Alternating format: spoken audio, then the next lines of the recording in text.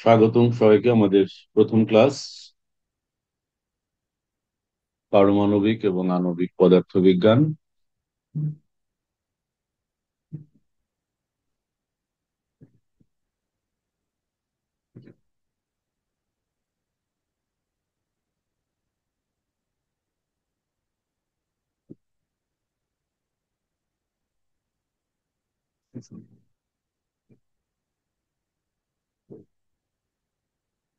যাই হোক, যেটা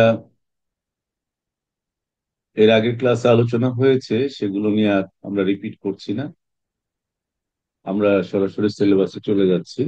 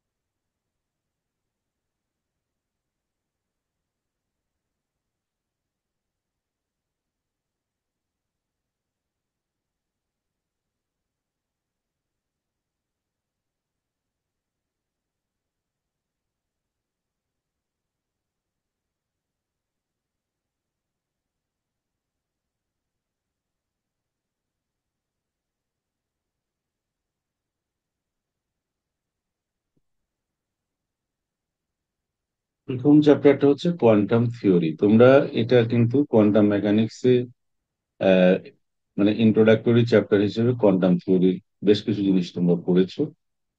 কিন্তু আমরা যেহেতু অ্যাটমিক অ্যান্ড মলিকুলার ফিজিক্স পড়তে যাচ্ছি, তো এর ডেসক্রিপশনের সঙ্গে বা এর থিওরি গুলোর ব্যাখ্যার সঙ্গে আসলে এই ডেভেলপমেন্টের ধাপে ধাপে যে রিলেশন গুলো রয়েছে সেই রিলেশন গুলোর মধ্যে কোয়ান্টাম থিওরিটা অত্যন্ত গুরুত্বপূর্ণ। কেননা তুমি পরমাণু সম্পর্কে কথা বলতে গেলে ইলেকট্রন সম্পর্কে বলতে হবে, মলিকুল সম্পর্কে কথা বলতে গেলে পরমাণু সম্পর্কে কথা বলতে হবে, পরমাণু সম্পর্কে কথা বলতে গেলে নিউক্লিয়াস সম্পর্কে কিছু কথা বলতে হবে। আবার এদের সবার ব্যাখ্যার সাথে রয়েছে তোমার ইলেকট্রন প্রোটন নিউট্রনের সংশ্লিষ্টতা রয়েছে। তারপরে তাদের ব্যাখ্যার সঙ্গে রয়েছে কোয়ান্টাম মেকানিক্স। তারপরে পদার্থের বিকিরণ ধর্ম, এটা একটা অত্যন্ত গুরুত্বপূর্ণ একটা বিষয়। তাহলে একটা সাবজেক্ট আমরা যে পারমাণবিক এবং আণবিক পদার্থবিজ্ঞান, মানে আমরা পরমাণু নিয়ে প্রথমে শুরু করব, বিষয়টা কিন্তু ওরকম নয়। কারণ ওটা পড়তে গেলে আমাদের এই যে প্রিলিমিনারি ফাউন্ডেশন গুলো প্রয়োজন আছে, পূর্ববর্তী জ্ঞানের প্রয়োজন আছে। আহ, সেইগুলো কিন্তু আমার কমপ্লিট করে যেতে হবে ধাপে। তাহলে প্রথমে হচ্ছে প্লাঙ্কের কোয়ান্টাম তত্ত্বের আবির্ভাব।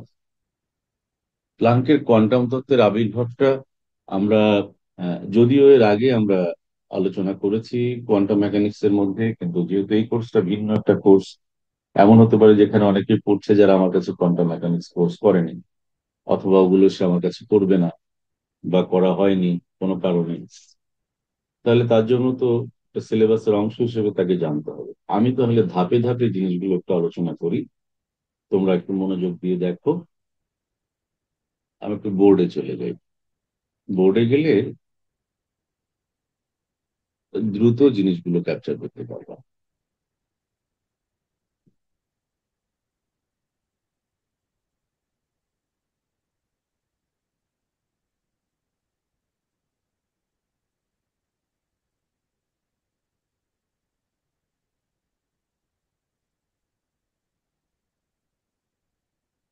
দেখো, প্লাঙ্কের কোয়ান্টাম তত্ত্বের আবির্ভাব বা এমার্জেন্স বলতে পারো, বা ডেভেলপমেন্টও বলা যায়।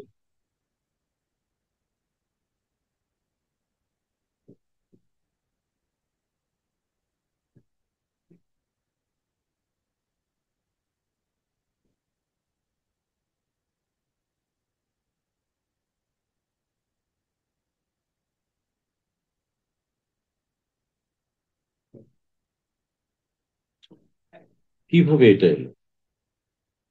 প্রথমেই আমরা যদি আমাদের মনে থাকে, আমরা আহ, বিভিন্ন শিক্ষা জীবনের বিভিন্ন পর্যায়ে, বিশেষ করে পদার্থবিজ্ঞানের ক্ষেত্রে, আমরা হিস্ট্রি হিসেবেও কিন্তু, মানে বিজ্ঞানের ইতিহাস হিসেবেও আমরা এই জিনিসগুলো জেনেছি, development of quantum modern physics কিভাবে স্টেপ বাই স্টেপ এসছে। তার মধ্যে কৃষ্ণ বস্তু বিকিরণের যে ব্যাখ্যা, এই ব্যাখ্যাটাই ছিল মূল কারণ কোয়ান্টাম থিওরি জন্ম নেওয়ার। আর সেজন্য আমরা বলতে পারি যে কোয়ান্টাম পদার্থবিজ্ঞানের আহ, যে কৃষ্ণ বস্তু বিকিরণ সম্পর্কিত যে ব্যাখ্যা, এই কৃষ্ণ বস্তু বিকিরণ ব্যাখ্যার সূত্রায়ন থেকেই কোয়ান্টাম তত্ত্বের আবির্ভাব শুরু, আমরা বলতে পারি। যেমন দেখো, কৃষ্ণ বস্তু বলতে আমরা কি বুঝি? যে একটা বস্তু, তার উপর আপতিত শতভাগ, একটা একটা বস্তু যদি তার উপরে আপতিত শতভাগ রেডিয়েশনকে সে যদি অ্যাবজর্ব করে নিতে পারে, তার উপরে যা আসছে সেখান থেকে কিচ্ছু বেরোবে না, অথবা কিছু ট্রান্সমিট হবে না। তাহলে আমরা এখানে কোনো নো রিফ্লেকশন, নো ট্রান্সমিশন, এই বস্তুতে ফুল অ্যাবজর্পশন, ফুল অ্যাবজর্পশন হবে, full absorption, no reflection, no transmission, transmission বা রিফ্লেকশন যেটাই বলো, নো ট্রান্সমিশন। তাহলে আমরা কৃষ্ণবস্তু বিকিরণের ক্ষেত্রে আমরা তিনটা সহগের সমষ্টিকে একসঙ্গে বলি, A plus R plus T is equal to one, মানে 100%। অর্থাৎ কোনো বস্তুর উপরে আপতিত বিকিরণ যতটুকু পরিমাণ সে অ্যাবজর্ব করে, যতটুকু সেখান থেকে প্রতিফলিত হয়, এবং যতটুকু সেখান থেকে প্রতিসরিত বা নিঃসরিত হয়, এই তিনজনের উম, যোগফল হবে 100%। কিন্তু কৃষ্ণ বস্তুর ক্ষেত্রে এটা খুব গুরুত্বের সাথে খেয়াল রাখতে হবে। কৃষ্ণ বস্তুর ক্ষেত্রে R is equal to zero, T is equal to zero. সুতরাং A is equal to one, অর্থাৎ 100% ইনসিডেন্ট রেডিয়েশন এই বস্তু শোষণ করবে। এটা হচ্ছে থিওরিটিক্যাল একটা আসপেক্ট, বা কৃষ্ণ বস্তুর সংজ্ঞাটা যদি আমরা দিতে চাই তাহলে বিষয়টা এরকম। এবং যদি কোনো কৃষ্ণ বস্তু যদি উত্তপ্ত করা হয়, বা ওরকম অবস্থায় যদি থাকে কোনো কৃষ্ণ বস্তু, তাহলে তার থেকে যে মোট নিঃসরণ ক্ষমতা আমরা পাই, যেটাকে 1879 খ্রিস্টাব্দে স্টিফেন ব্যাখ্যা করেন। তোমরা স্টিফেনের সূত্র হিসেবে পড়েছো। অর্থাৎ আমরা যদি বলি যে একটা কৃষ্ণ বস্তুর অ্যাবসলিউট টেম্পারেচার হচ্ছে ক্যাপিটাল টি, তাহলে at this temperature the coefficient of radiation, অর্থাৎ না, কোএফিসিয়েন্ট অফ রেডিয়েশন এটাকে আমরা বলছি যে energy radiated per unit area per unit time, অর্থাৎ ক্ষমতা, নির্গত ক্ষমতার হার প্রতি একক ক্ষেত্রফলে প্রতি একক সময়ে যে পরিমাণ শক্তি নির্গত হবে ওই কৃষ্ণ বস্তু থেকে, সেটা হচ্ছে তোমার, প্রথমে উনি বলেছিলেন, that is proportional to the fourth power of the absolute temperature. এবং পরবর্তীতে আমরা দেখেছিলাম, আমরা এটা প্রতিপাদনও করেছিলাম বোধহয়, sigma T two the power four, এটাকে আমরা স্টিফেন্স কোএফিসিয়েন্ট বলে থাকি বা কনস্ট্যান্ট বলে থাকি সিগমাকে। তো এই সূত্রটা দিয়েছিলেন স্টিফেন অ্যাবাউট কৃষ্ণ বস্তু 1879 সালে। আবার বোল্টসম্যান 1884 সালের দিকে, বোল্টসম্যান থার্মোডাইনামিক থিওরি ব্যবহার করে উনি একটা সূত্র প্রতিপাদন করেন। একসঙ্গে এটা কম্বাইনলি আমরা এখন স্টিফেন বোল্টসম্যানের সূত্র বলে থাকি। অর্থাৎ ওখানে পরম তাপমাত্রার সাথে আবার ব্যবহার করা হয় তোমার তরঙ্গ দৈর্ঘ্যের ব্যাপারটা ব্যবহার করা হয়। তো তরঙ্গ দৈর্ঘ্যের ব্যাপারটা ব্যবহার করে ওই জিনিসটাকে ঠিক এইভাবে লেখা হয়।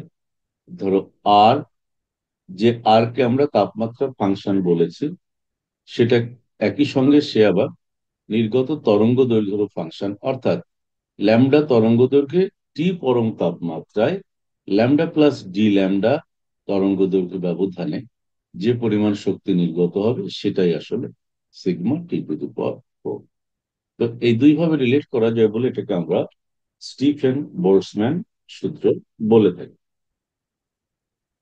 এর পরবর্তীতে তোমার লোমার এবং প্রিন্সহাইম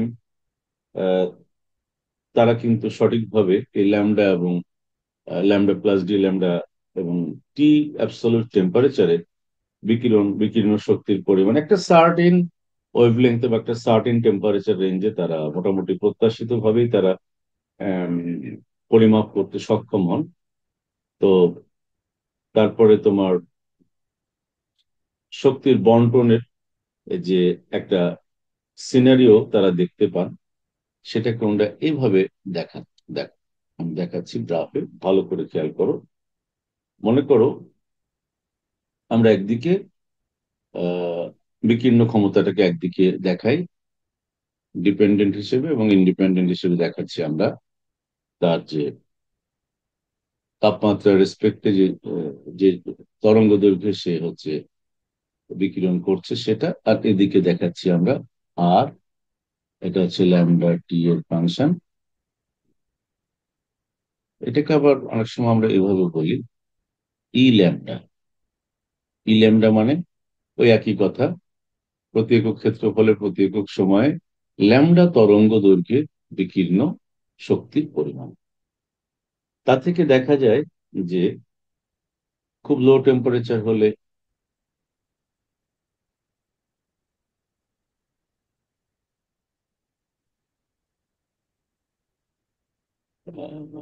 তোমার বিকিরণের ধরনটা অনেকটা এরকম,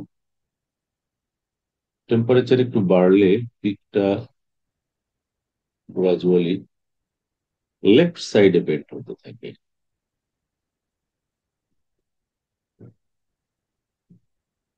গ্রাজুয়ালি লেফট সাইডে বেন্ড অর্থাৎ পরিবর্তনের ধরনটা হয় এরকম। তার মানে হচ্ছে তাপমাত্রা বৃদ্ধির সাথে সাথে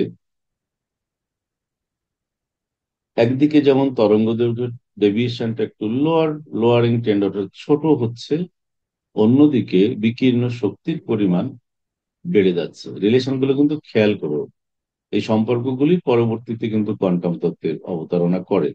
সুতরাং প্রিভিয়াস কাহিনীগুলো জানা উচিত। যেমন ধর এটাকে যদি T1 বলি, এটাকে T2 বলি, এটাকে T3 বলি, এটাকে T4 বলি, তাহলে obviously T1 is greater than T2 is greater than T3 is greater than T4। দুটো জিনিস এখানে লক্ষ্য করছি আমরা। একদিকে তরঙ্গ দৈর্ঘ্য কিছুটা ছোট হয়ে যাচ্ছে যখন তাপমাত্রা বাড়ানো হচ্ছে, অন্যদিকে বিকিরণ শক্তির পরিমাণ কিন্তু বাড়ছে। কাছাকাছি তরঙ্গ দৈর্ঘ্যেই তাপমাত্রা বৃদ্ধির সাথে সাথে বিকিরণ শক্তির পরিমাণ বাড়ছে। এবং দেখা যায় যে এটা মোটামুটি ম্যাক্সিমাম যে পরিমাণ শক্তি, যে তরঙ্গ দৈর্ঘ্যে ম্যাক্সিমাম পরিমাণ শক্তি নির্গত হয়, সেই তরঙ্গ দৈর্ঘ্যটা এবং তাপমাত্রা পরস্পর ব্যস্তানুপাতিক পরম তাপমাত্রা। অর্থাৎ যদি আমরা ধরে নিই যে ম্যাক্সিমাম বিকীর্ণ শক্তির তরঙ্গ দৈর্ঘ্য হচ্ছে ল্যামডা ম্যাক্স, তাহলে it will be reciprocal, inversely proportional to the absolute temperature। হুম। এবং আমরা যদি এটাকে কোন একটা কনস্ট্যান্টের মাধ্যমে প্রকাশ করতে চাই তাও পারি, অর্থাৎ lambda max T is equal two D, অর্থাৎ যে কোনো একটা ধ্রুবক আর কি, এটার নাম দাও ধ্রুবক রাশি। ঠিক আছে, এই ফর্মুলাটা ডেভেলপ করেন উইন।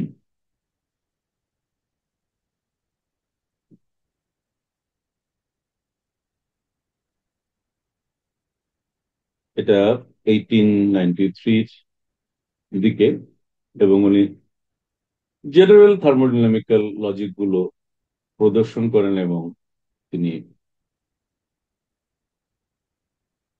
ঠিক এই জায়গাটিকে উনি এভাবে প্রকাশ করেন। দেখো আমি একটু দেখাই তোমাদেরকে,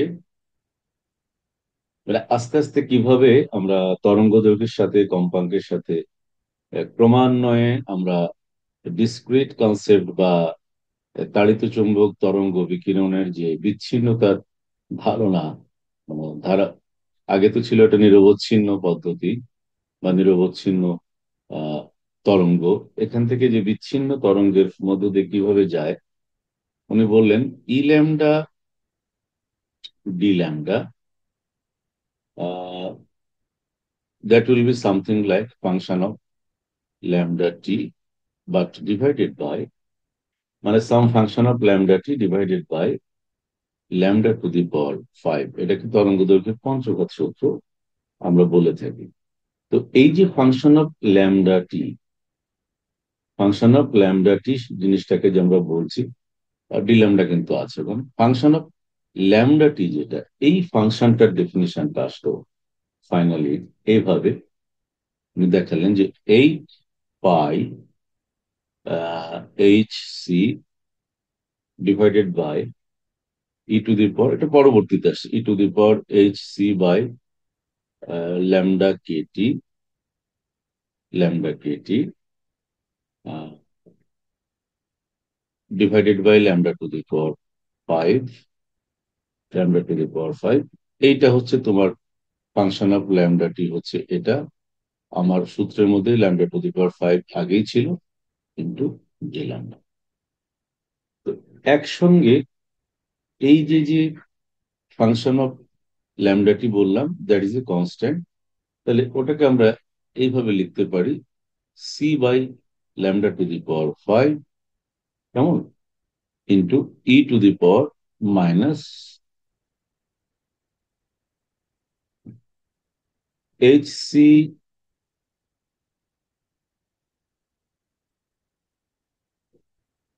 এখানে একটা কনস্ট্যান্ট ব্যবহার করতে পারি, একটা কনস্ট্যান্ট ব্যবহার করা যায়, পুরোটাকে না নিচেরটা মাইনাস, তো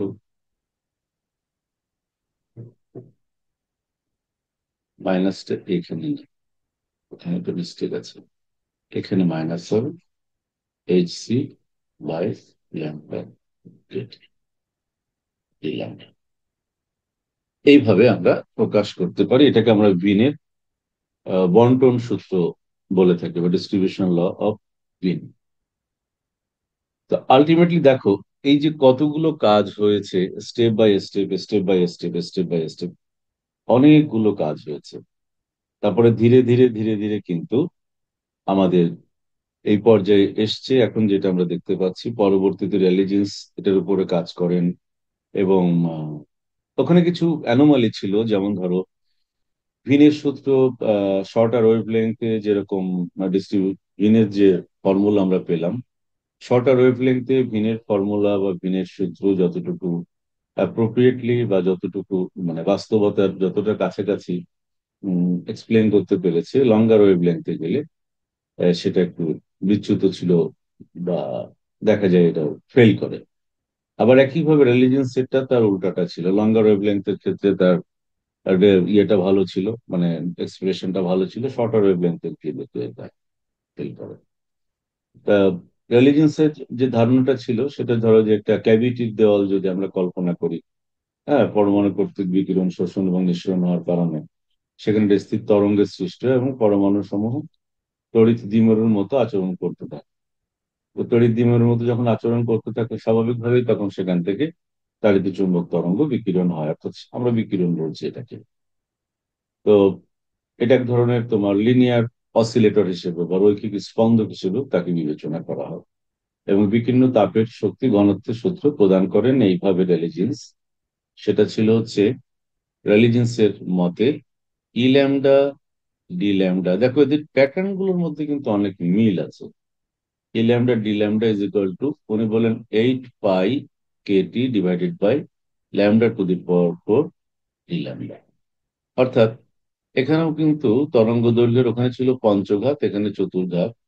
আবার এখানে এসছে বোল্টজম্যান কনস্ট্যান্ট, ওখানে ছিল প্ল্যাঙ্কের ধ্রুবক। যাই হোক না কেন, তো আমরা যদি বিষয়গুলোকে রিলিজিয়ন্সের যে কনসেপ্ট ছিল সেটাকে যদি আমরা পরীক্ষালব্ধ ফলাফলের সঙ্গে কম্পেয়ার করি, তাহলে দেখা যায় যে একটা, ওই যে বললাম লঙ্গার ওয়েভলেন্থের ক্ষেত্রে ফলো করে, শর্টার ওয়েভলেন্থে ফেল করে, দেখো কিরকম সেটা। আমরা যদি ফল দেখি যে একদিকে তরঙ্গ দৈর্ঘ্য নিই, অন্যদিকে যদি আমরা ই ল্যামডা ড্র করি, তাহলে এটা অনেকটা গাউসিয়ান ডিস্ট্রিবিউশনের মতো, কার্ভটা পাই আমরা গাউসিয়ান ডিস্ট্রিবিউশনের মতো। অর্থাৎ ইউনিফর্মলি বা ইকুয়ালি ডিস্ট্রিবিউটেড। একটা সার্টেন টেম্পারেচারে বা সার্টেন ওয়েভলেংথে ম্যাক্সিমাম পরিমাণ এনার্জি পাওয়া যায়। তার থেকে আবার বেড়ে গেলে তখন এনার্জি ফল করতে থাকে, বিভিন্ন এনার্জি। তো ফর রেলিজেন্সের যে ধারণা ছিল সেটা কিন্তু অনেকটা এইভাবে কাজ করে। মানে একটা লঙ্গার ওয়েভলেন্থের দিকে, মানে এটা যদি হয় তোমার পরীক্ষালব্ধ ফলাফল, এটা যদি পরীক্ষালব্ধ হয়, কেমন, এইটা হচ্ছে রেলিজেন্সের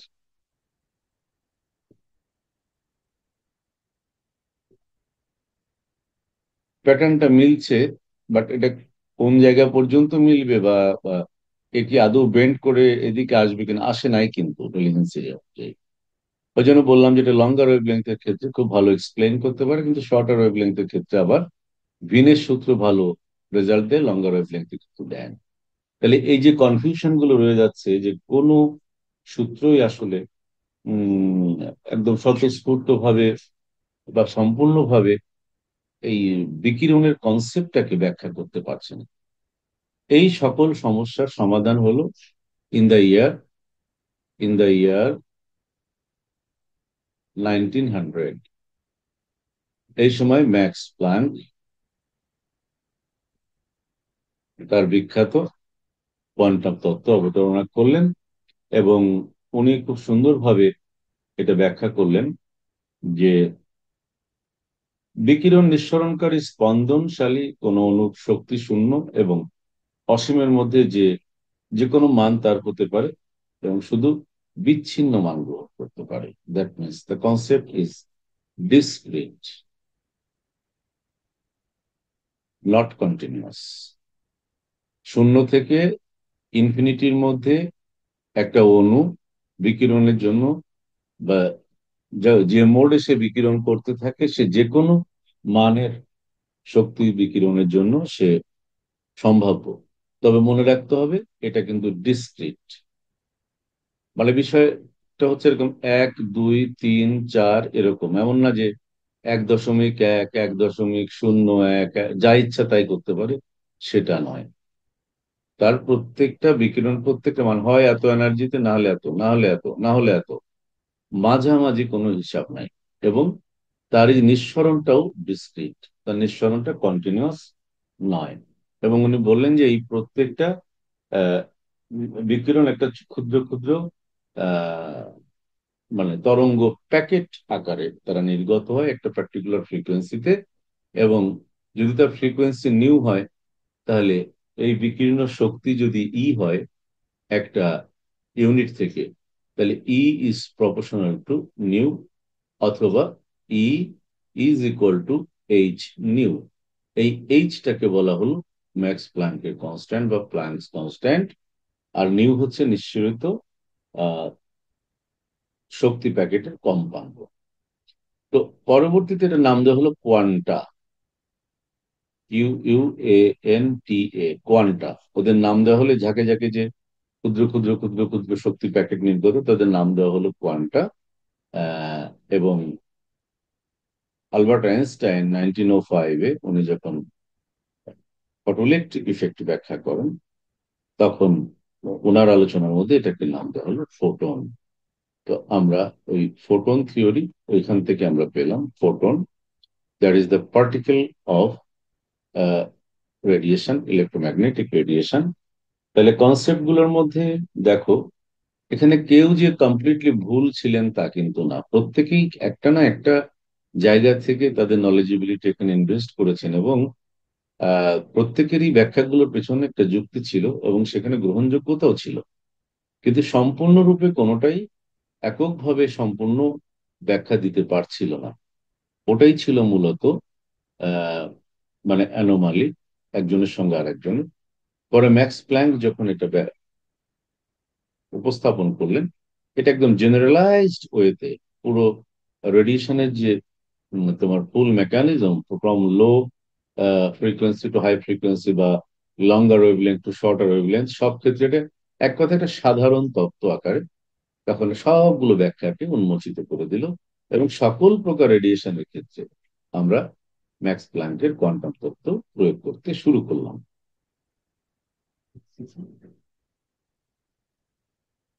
বলা যায় যে ফার্স্ট এটার যে মানে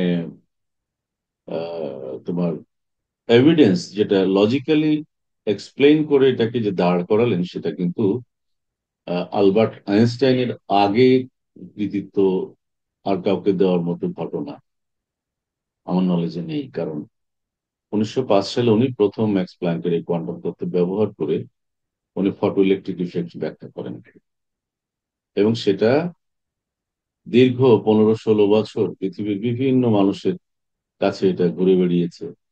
পাবলিশড পেপার, মানুষ পড়েছেন, যাচাই বাছাই করেছেন, তারপরে সেটাকে মানে পুনর্বার পুনর্বার হাজারবার এক্সপেরিমেন্ট করা হয়েছে, করে সেটা অন্যভাবে ব্যাখ্যা করার চেষ্টা করা হয়েছে। সব সর্বসম্মতক্রমে যখন দেখা গেল যে না, আইনস্টাইন যে ব্যাখ্যাটা দিয়েছেন সেটাই ঠিক, তাহলে মিন ওয়াইল ম্যাক্স প্ল্যাঙ্কের কোয়ান্টাম তত্ত্বটা কিন্তু প্রমাণিত হয়ে গেল। মানে এটা একই সঙ্গে দুটো জিনিস এস্টাবলিশড হয়ে গেল, এক ফটোইলেকট্রিক ইফেক্টের ব্যাখ্যা, দুই হচ্ছে কোয়ান্টাম তত্ত্বের এস্টাবলিশমেন্ট। তো এই জন্য ফটোইলেকট্রিক ইফেক্টের যে এক্সপেরিমেন্ট এবং তার যে এক্সপ্লেনেশন, এটাকে একটা যুগান্তকারী আবিষ্কার বলা হয় আমাদের আধুনিক পদার্থবিজ্ঞানের এই জার্নিতে। এটা অত্যন্ত গুরুত্বপূর্ণ একটা আবিষ্কার, ফটোইলেকট্রিক ইফেক্ট। এবং তারপরে মানুষের দেখার দৃষ্টিভঙ্গি এবং প্রকৃতির ভেতরে প্রকৃতির ভিতরে যে প্রকৃতি লুকায়িত, যে সত্য লুকায়িত, তার ব্যাখ্যা করার জন্য মানুষের অন্তর্দৃষ্টি আরো অনেক অনেক বেশি খুলে গেল। এবং তোমরা নিজেরাও দেখতে পাচ্ছ যে গত 100 বছরে পৃথিবী কোথায় চলে আসছে।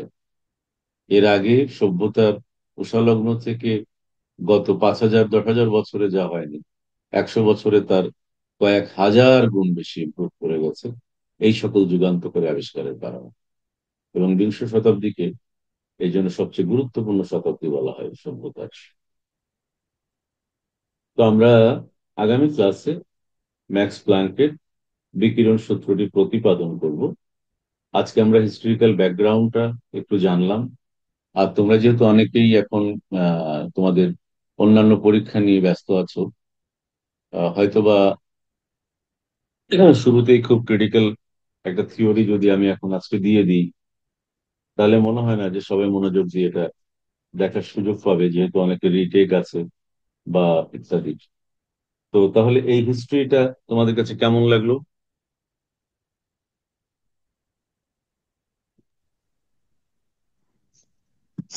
সেই যদি এত এত ভালো করে জানতে এর আগে কোনোদিন শুনি নাই। হ্যাঁ, এর আগে তো কেউ এরকম করে কোনোদিন শুনি নাই। এই যে বিজ্ঞানের যে মানে আধুনিক পদার্থবিজ্ঞানের যে ডেভেলপমেন্ট, ধাপে ধাপে ধাপে ধাপে কোন পয়েন্টের পরে কোন পয়েন্টটা আসছে এবং কেন, কিভাবে, একটা ভাবনার পেছনে তো আর একটা ভাবনা কাজ করে, তাই না? এই যে সংযুক্তিটা, এই যে সিকুয়েন্সিয়াল জার্নি অফ নলেজ, এটা না জানলে তো আনন্দটা পাবে না তুমি। আবার এটাও প্রশ্নও কিন্তু আসে। হুম, ম্যাক্সের কোয়ান্টাম তত্ত্বের আহ আবির্ভাবের প্রেক্ষাপট আলোচনা করো, তখন কিন্তু তোমাকে এই লজিক্যাল সায়েন্টিফিক ব্যাখ্যাগুলো দিতে হবে। তো কারো কোনো প্রশ্ন আছে আজকে?